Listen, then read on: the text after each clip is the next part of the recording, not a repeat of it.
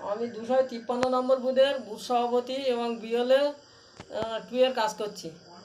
আজ বিকেল 4টের সময় এসআর ফর্ম বিলি করার জন্য বিএলও অফিসার আমাকে ডাকে। সেইখানে আমি যাই।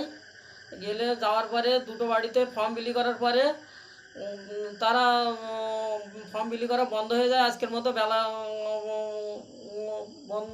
বেলা ছিল না, সময় ছিল না। এবারে টিএমসি 3জন ছিল, একজন বিএলএ ছিল এবং 2জন অন্য লোক ছিল। এবার বাড়ি দিয়ে ফেরার পথে আমাকে আটকায়, রাস্তার মধ্যে আটকিয়ে আমাকে প্রচণ্ড মারধর করে এবং আমার দেখুন এই চোখের ধারে কেটে গেছে, এই ঘাড় ছালিয়ে গেছে, বুকি পিটি কিল মেরেছে, লাথি মেরেছে, চড় মেরেছে, যা ইচ্ছা ওরা করেছে।